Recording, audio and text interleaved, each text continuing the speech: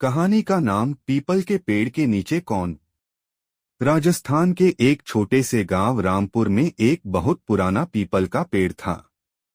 गांव के बुजुर्ग कहते थे कि सूरज ढलने के बाद उस पेड़ के पास कोई नहीं जाता, क्योंकि वहां से रोज रात में किसी के चलने की आहट आती थी, लेकिन कोई दिखाई नहीं देता था। गांव में एक लड़का रहता था, अमित। उसे इन बातों पर बिल्कुल भरोसा नहीं था। एक रात गांव में ये चर्चा फैल गई कि फिर से किसी ने पीपल के पेड़ के पास चलने की आवाज सुनी है।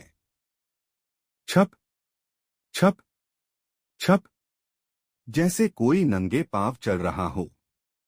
अमित ने मजाक उड़ाते हुए कहा, ये सब अफवाह है, आज मैं खुद जाकर देखूंगा। रात का सन्नाटा। रात के करीब 12 बजे पूरा गांव सो चुका था। हल्की धुंध फैली हुई थी। कुत्ते तक भौंकना बंद कर चुके थे। अमित अकेला टॉर्च लेकर पीपल के पेड़ की तरफ चला। जैसे जैसे वो पास पहुंचा, उसे फिर वही आवाज सुनाई दी, छप छप छप। उसका दिल जोर से धड़कने लगा। उसने टॉर्च जलाई, लेकिन वहां कोई नहीं था। अचानक दिखी परछाई। तभी अचानक पीपल के पेड़ के पीछे से एक लंबी सी परछाई गुजरी। अमित ने आवाज दी, कौन है वहां? कोई जवाब नहीं। लेकिन अब वो आवाज उसके पीछे से आने लगी। छप छप छप। उसकी रूह कांप गई। खून से सने पैर।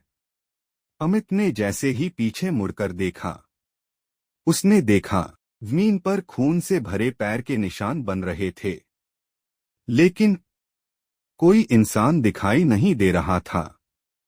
वो निशान सीधे उसकी तरफ आ रहे थे। अमित डर के मारे भागने लगा। पुराना कुआं। भागते भागते वो गांव के पुराने सूखे कुएं के पास पहुंचा। तभी उसके कान में एक धीमी आवाज आई, तूने मुझे देखा है, अब तू नहीं बचेगा। उसने पीछे मुड़कर देखा। एक औरत, सफेद साड़ी, लंबे खुले बाल, चेहरा पूरी तरह काला, और उसके पैर उल्टे थे। सच्चाई का पता चला। अगले दिन अमित बेहोश हालत में गांव के बाहर मिला। जब होश आया तो उसने पूरी बात बताई। तब गांव के बुजुर्ग ने बताया, 20 साल पहले इसी कुएं में एक औरत को जिंदा फेंक दिया गया था। उसी की आत्मा पीपल के पेड़ के पास भटकती है। अंत एंडिंग ट्विस्ट। उस दिन के बाद गांव में फिर से वही आवाज आने लगी, छप छप छप। लेकिन अब लोग कहते हैं आवाज एक नहीं, 2 लोगों के चलने की आती है।